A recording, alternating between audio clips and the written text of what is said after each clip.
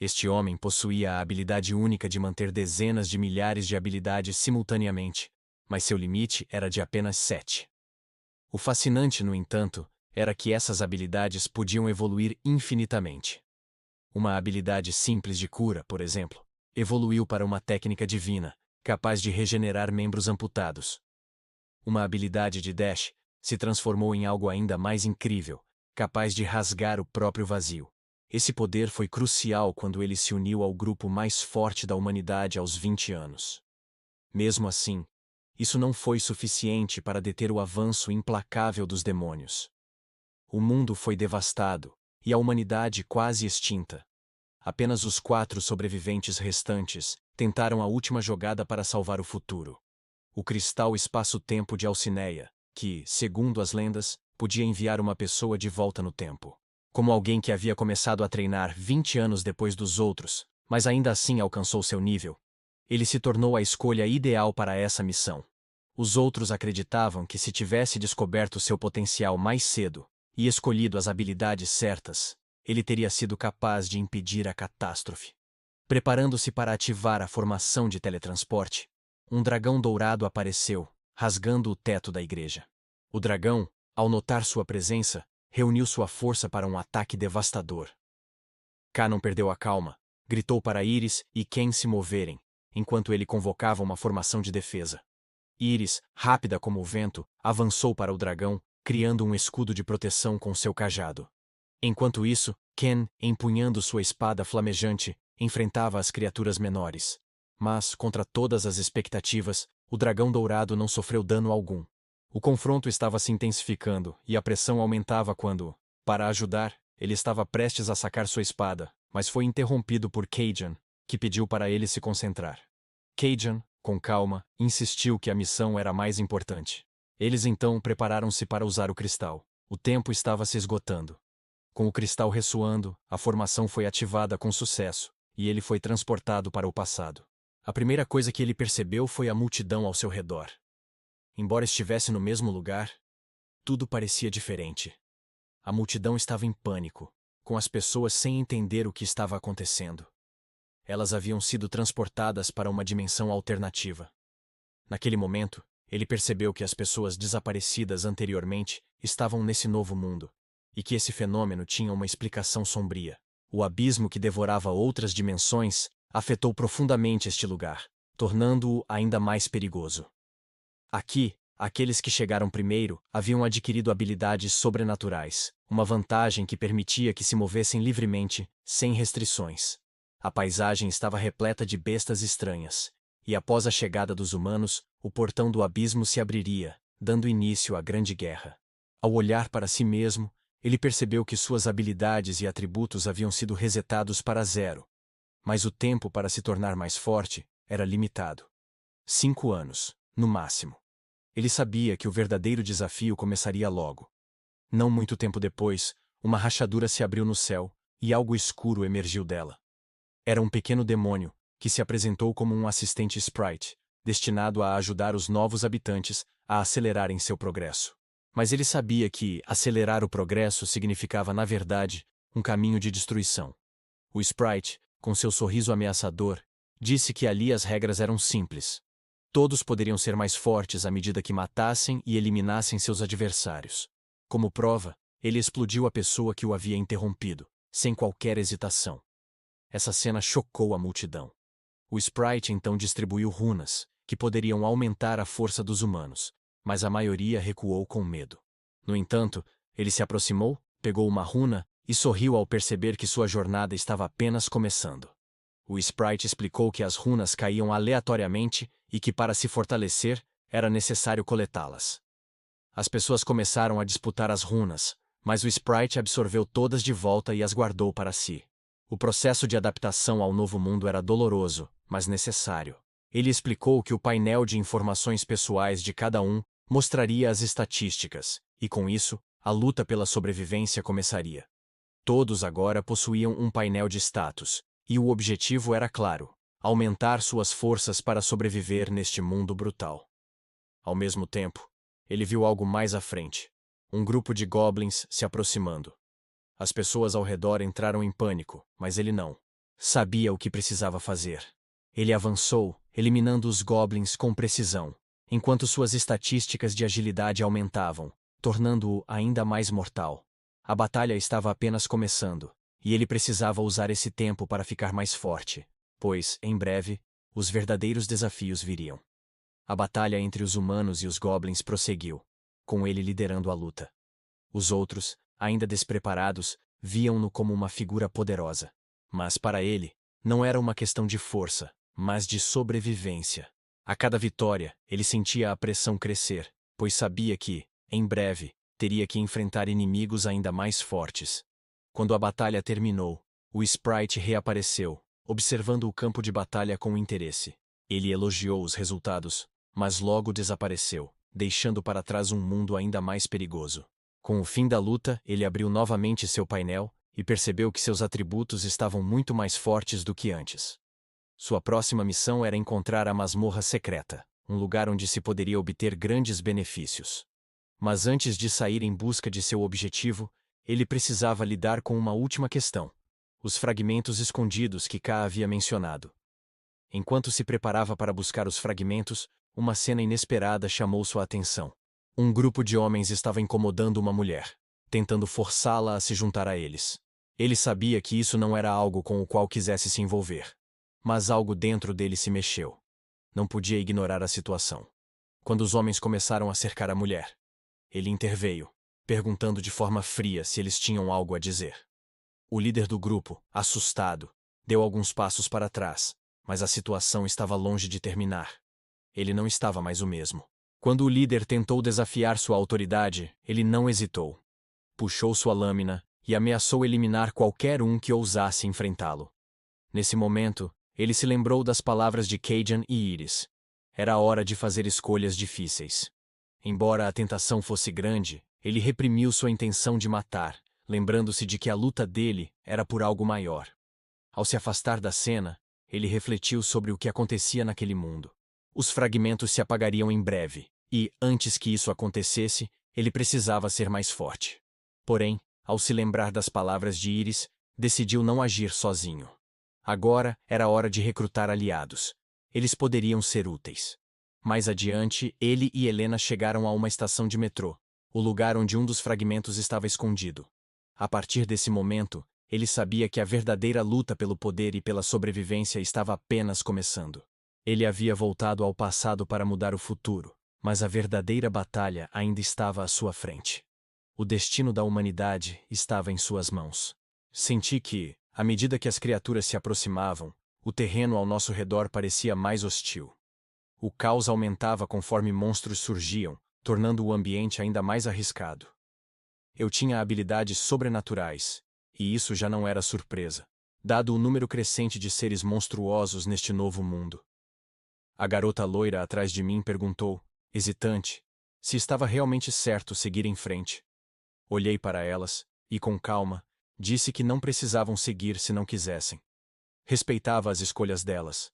Apesar disso, o garoto loiro, surpreso com minha atitude, decidiu me seguir, possivelmente por começar a acreditar que eu sabia o que estava fazendo. À medida que a tensão aumentava, ele perguntou se o destino era seguro. Respondi, não. Estamos indo encontrar amigos que moram aqui há muito tempo. Ele ficou incrédulo. Quem moraria nesse lugar? Caminhamos mais alguns passos e de repente parei. Saquei minha adaga e balancei-a em direção aos pés de Tyler, cortando um verme verde que estava ali. Ele ficou em silêncio, apavorado. Expliquei que esses vermes surgiam com a vibração do solo, e se mordidos, as consequências seriam graves. Após minha explicação, mostrei como derrotar os vermes verdes. Bastava olhar atentamente ao chão e atacar o solo onde o movimento fosse detectado. Essa técnica parecia simples, mas nem todos estavam confiantes. O garoto com fones de ouvido, ainda hesitante, viu um monte de terra se levantar atrás dele. Antes que pudesse reagir, um verme verde avançou em sua direção, mas fui rápido o suficiente para empurrá-lo para longe e cortar o monstro em pedaços. Tyler, curioso, perguntou como eu sabia disso. Olhei para ele e disse que era minha habilidade sobrenatural. Todos estavam começando a acreditar. Helena parecia especialmente impressionada. Seus olhos brilhavam com admiração. Continuamos nossa caçada, e o chão logo estava coberto de runas. Quando me agachei para coletá-las, percebi que eles estavam parados. Perguntei o motivo e Helena explicou que achavam melhor eu absorver as runas primeiro, já que não poderiam evoluir tão rápido quanto eu. Suspirei e expliquei que as runas coletadas com esforço deveriam ser absorvidas pelos próprios donos. As regras do abismo eram claras. Quem matasse a presa ficaria com os itens deixados para trás.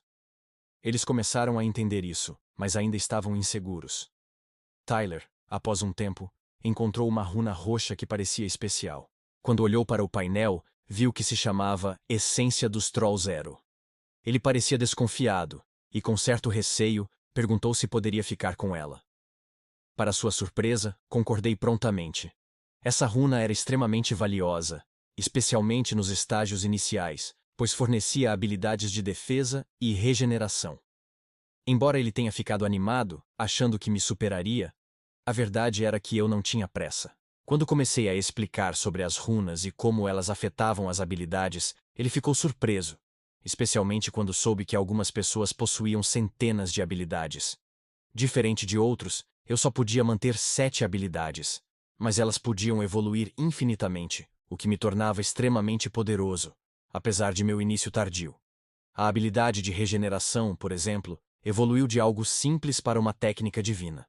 Eles começaram a perceber que, mesmo com a desvantagem de ter começado depois, eu estava muito à frente em termos de potencial.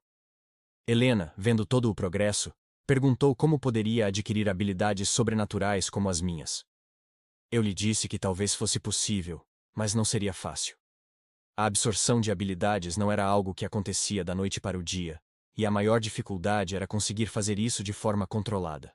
Apesar disso, ela parecia determinada, e Tyler, com a confiança de que poderia me superar, também queria saber como poderia obter habilidades como as minhas. A tensão estava crescendo, e a decisão de como reagir à situação estava prestes a ser tomada. À medida que seguimos em frente, avistei um portal de teletransporte à nossa frente, e os 3 logo se aproximaram. Tyler estava hesitante, mas Helena e o garoto com fones de ouvido estavam ansiosos. Eles questionaram o que encontraríamos lá dentro, mas eu, com confiança, respondi que eles logo saberiam. A confiança com que eu falei fez com que eles seguissem sem questionar muito mais. Quando atravessamos o portal, encontramo-nos em um local misterioso, com um ar de urgência pairando sobre nós. Dentro do portal, a atmosfera era pesada, como se estivéssemos prestes a enfrentar algo perigoso. A loja de conveniência que encontrei parecia ser uma parte essencial de nossa jornada. Tyler, preocupado com sua segurança, procurou por armas, enquanto eu fui direto para a seção de utensílios de cozinha. Helena me perguntou o que estava fazendo, e com um sorriso, respondi que estava cozinhando. Retirei uma bolsa de couro, que continha sangue de verme verde, e comecei a prepará-lo com pele de goblin. Esses ingredientes, quando misturados, criariam um veneno poderoso. Quando Tyler viu o que eu estava fazendo, correu até mim, perguntando se poderia dar uma mordida. Eu disse a ele que isso era altamente tóxico, e ele rapidamente recuou. Helena, curiosa, perguntou como eu sabia essas coisas, e eu simplesmente disse que era minha habilidade sobrenatural. Para eles, parecia que tudo estava se encaixando. Mas o que eles não sabiam era que, para aprender esses conhecimentos, eu havia enfrentado desafios imensos no passado. Enquanto preparava o veneno, comecei a explicar como os conhecimentos relacionados apareciam naturalmente para mim. Esses detalhes, que para eles pareciam extraordinários, foram adquiridos à custa de muito esforço e sofrimento.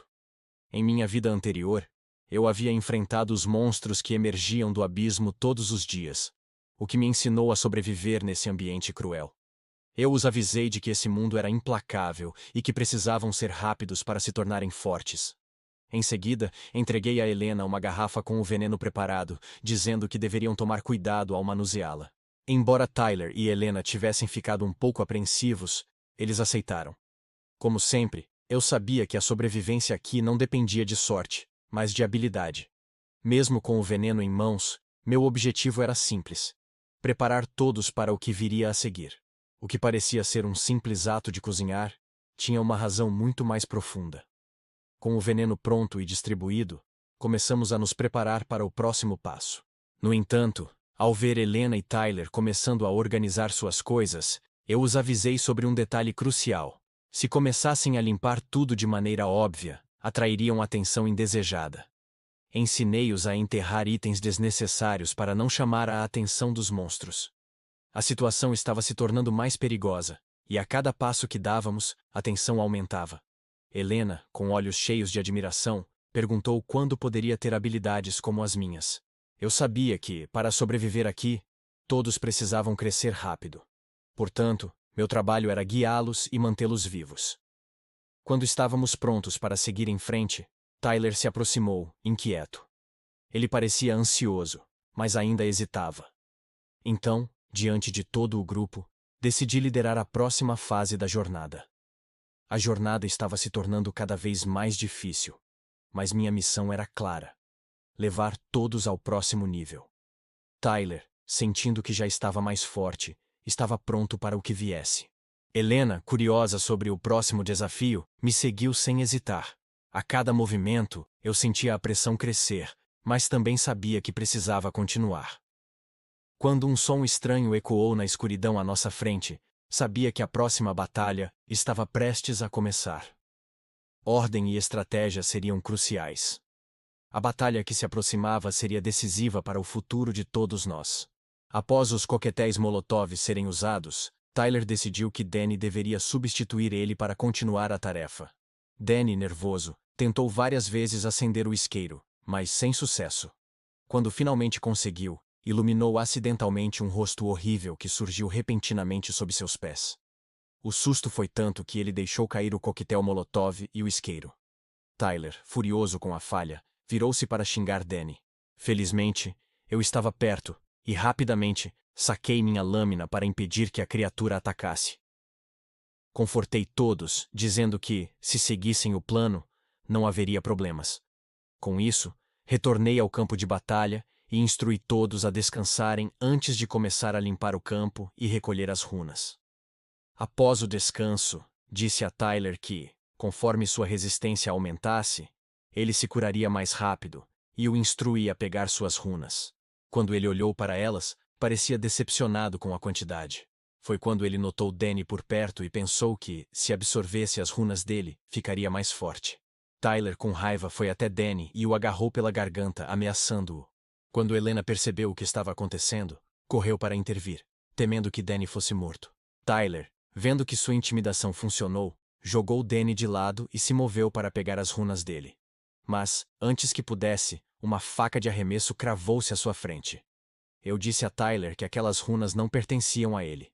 Tyler, com desprezo, respondeu que dar as runas a Danny seria um desperdício, considerando-o fraco. Ele sugeriu dividir as runas igualmente comigo, mas eu reforcei que a distribuição deveria ser justa, como combinamos antes. Tyler, claramente ciente de que não tinha condições de brigar comigo, apenas se levantou, furioso, e se afastou. Olhei para Danny e disse que ele precisava aprender a proteger o que era seu. Depois disso, Helena se aproximou, nervosa, e perguntou se eu os achava irritantes. Eu a tranquilizei, dizendo que não os julgava pelas suas falhas. Ela então perguntou se eu continuaria viajando com eles, pois sempre sentiu que poderia partir a qualquer momento. Respondi que se conseguissem me acompanhar, tudo bem, mas se não, o problema seria deles. Eles haviam sido bem-sucedidos até agora, então não havia razão para preocupação. Enquanto limpávamos o campo de batalha, percebi que a maior parte das runas caídas era de resistência e força, o que era muito útil nas primeiras fases. Após absorver outra runa, meus valores de força e resistência estavam prestes a ultrapassar 50. Quando isso aconteceu, o espírito apareceu, me parabenizando pela conquista e me reconhecendo como a pessoa que havia pedido as runas anteriormente. Ele começou a falar incessantemente, dizendo que sempre apreciavam pessoas proativas e que eu receberia recompensas por isso. Helena, vendo tudo isso, se aproximou e expressou preocupação sobre a injustiça de tudo aquilo. Ela achava que, desde o início, todos deveriam ter começado com as mesmas habilidades.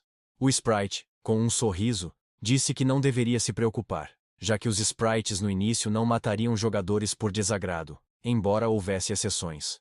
Helena então ficou pálida ao ouvir aquilo, mas o Sprite a acalmou, dizendo que estava apenas brincando e que ela tinha qualidades superiores. O Sprite me perguntou quais runas eu queria. Ele conjurou várias, começando com uma runa de recuperação, que poderia ser usada para curar feridas graves, algo equivalente a uma habilidade de ressurreição. Todos ficaram chocados ao ouvir isso. Mas eu sabia que a runa de recuperação não seria útil contra inimigos mágicos poderosos. Eu então perguntei ao Sprite se havia runas que pudessem resistir a ataques mágicos. Ele, surpreso, conjurou várias runas mágicas, dizendo que sim, existiam. Embora fosse uma ótima opção, eu sabia que essas runas de resistência mágica eram raras na zona de tutorial. Após absorver uma das runas, minha resistência mágica subiu para 13, o que me proporcionou certa proteção contra ataques mágicos.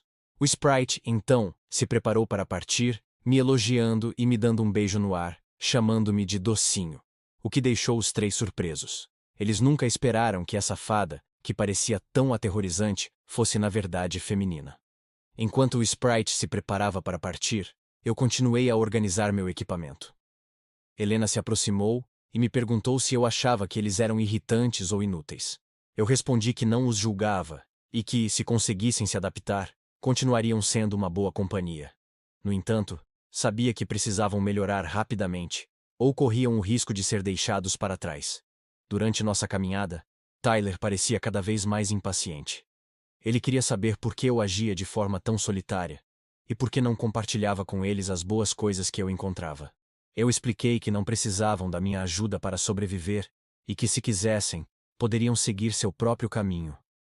Nesse ponto, a tensão aumentou quando Tyler questionou minha autoridade e exigiu que eu dividisse o que havia encontrado. Eu os desafiei, dizendo que se não gostassem da situação, poderiam ir embora. Helena, mais racional, percebeu que Tyler estava sendo excessivamente egoísta e começou a questionar suas intenções. Ela estava preocupada com a relação entre nós e não queria ver mais brigas. Tyler, sentindo-se desafiado, começou a planejar se vingar. Ele pensava que, se fosse capaz de derrotar-me, poderia tomar controle da situação. No entanto, ao ver meu olhar fixo e a frieza em minha postura, ele sentiu que não havia chance de vitória. O clima estava tenso, mas a decisão final estava em minhas mãos.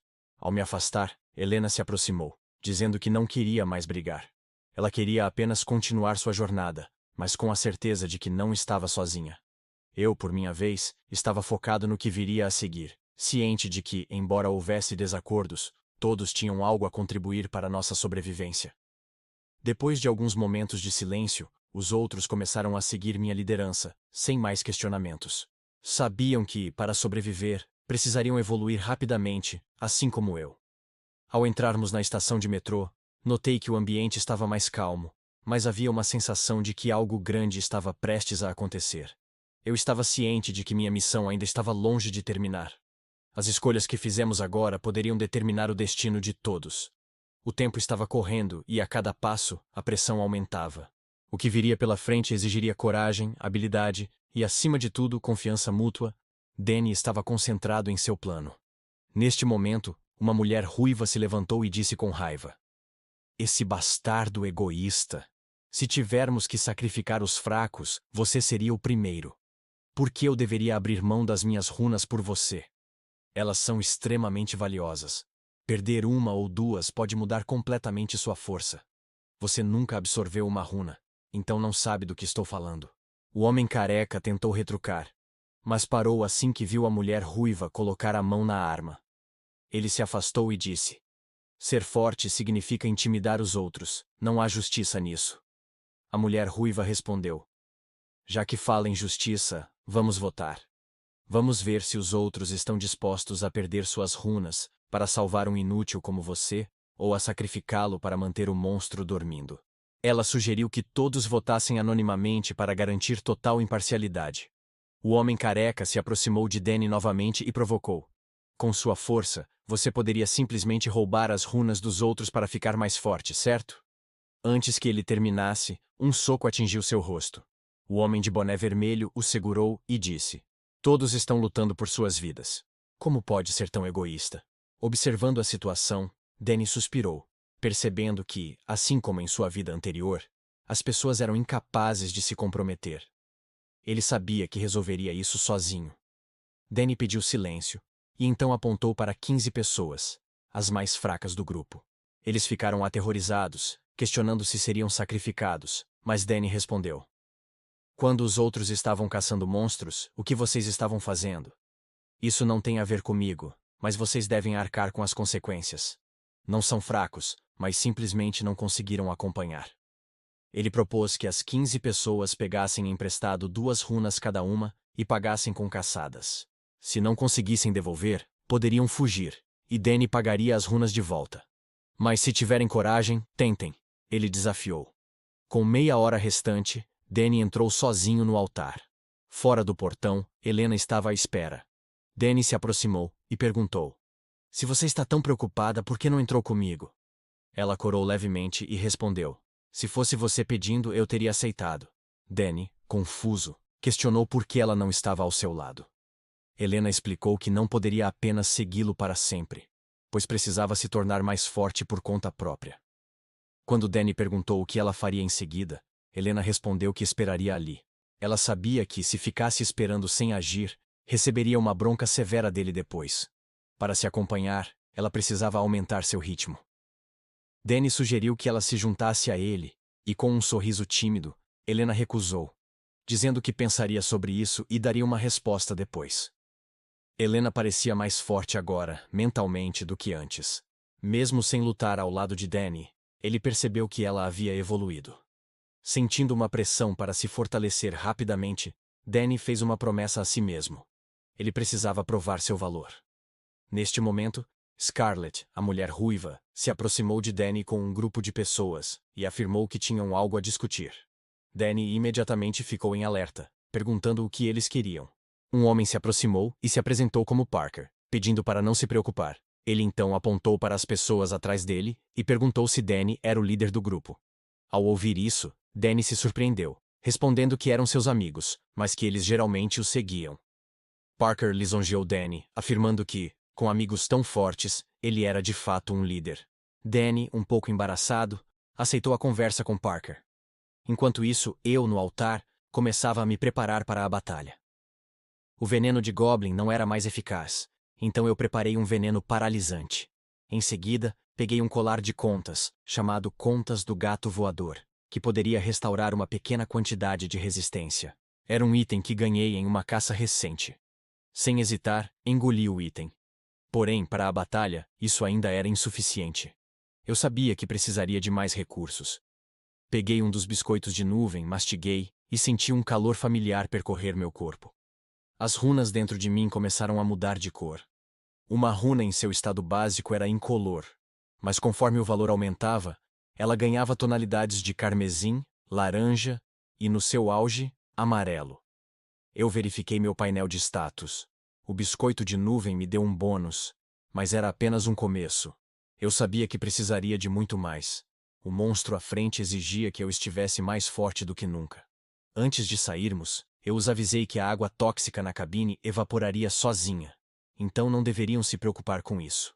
No entanto, ficar ali significava inalar vapores tóxicos, então todos deveriam subir ao convés. Só depois de chegar lá pude finalmente respirar aliviado. Embora a viagem ao mar tenha consumido muita da minha energia, eu consegui adquirir um tridente, que se tornou uma excelente substituição para a arma que perdi na masmorra secreta. Esse tipo de arma não seria corroído pela água tóxica, então poderia usá-lo até encontrar um artefato divino. Apontei para a frente e disse ao grupo que deveriam estar preparados para ver algo impressionante. Todos olharam para onde eu apontava e, ao verem claramente, ficaram surpresos. O que parecia ser uma massa de terra surgiu bem à frente. O pequeno espírito já havia avisado antes que o navio se deteria automaticamente quando chegássemos ao destino, mas agora não havia sinais de que ele fosse atracar. João, um jovem tripulante, avançou para lembrar o espírito que a viagem levaria 3 dias, e que este lugar claramente não era o destino. Enquanto estavam todos perplexos, eu avancei e disse que aquilo não era terra, mas a raiz das montanhas da árvore do mundo. João perguntou se aquilo era a coisa boa de que eu falava. Respondi que mantivessem os olhos bem abertos, porque o verdadeiro espetáculo estava prestes a começar. Assim que terminei de falar, algo no mar começou a se mover rapidamente em direção ao nosso navio. Um violento tremor sacudiu o casco do navio, e de repente, um monstro colossal emergiu da água. Todos ficaram de olhos arregalados, sem acreditar no que viam. Após surgir da água, o monstro olhou ao redor e, ao perceber algo, suas pupilas se dilataram. Em seguida, abriu a enorme boca ensanguentada e avançou violentamente em nossa direção. Quando todos pensaram que seriam engolidos, o monstro mordeu a raiz da árvore do mundo. Só então entenderam que o alvo do monstro não era o navio, mas a gigantesca raiz que o monstro devorava, do tamanho de uma ilha inteira. Eu sabia que, após sair da área do tutorial, a nave seguiria a rota especificada pelos espíritos, fazendo uma parada em uma das milhares de raízes da árvore do mundo. O monstro, conhecido como Peixe do Destino, fazia parte das 5 grandes catástrofes que causariam a morte da árvore do mundo. Na zona rubra, para onde estávamos indo, habitavam os Alfheim, uma raça que criara a árvore do mundo para proteger seu povo e o ambiente hostil ao redor. Contudo, nem mesmo a árvore foi capaz de impedir os 5 grandes desastres. Embora na minha vida passada eu não tenha conseguido salvar a árvore do mundo, agora era minha chance de fazer algo. Com esse pensamento desviei o curso do navio. O Dunfish, após se alimentar, mover-se-ia lentamente em direção à próxima presa, e eu sabia que deveria começar pelas raízes na borda da região externa. João, percebendo que o navio estava desviando de rumo, se aproximou e questionou minha decisão. Ele me alertou de que não importava o quão forte eu fosse, eu jamais seria páreo para aquele monstro e sugeriu que eu consultasse o grupo. Refleti sobre suas palavras e percebi que ele tinha razão. Minhas ações haviam sido impulsivas e egoístas. Então, perguntei ao grupo se alguém discordasse da minha decisão e quisesse sair do navio naquele momento. Propus uma votação, oferecendo a opção de sair para quem desejasse voltar. Eles congelaram, olhando ao redor e percebendo que não havia saída, a não ser me seguir. Não havia como voltar.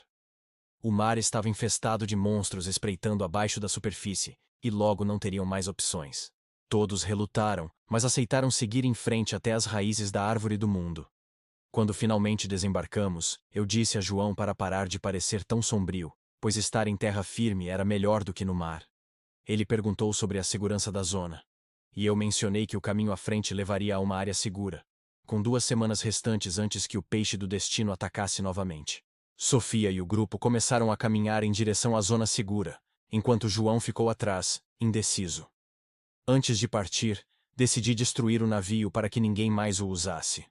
Não poderia deixar aquele perigo nas mãos de outros.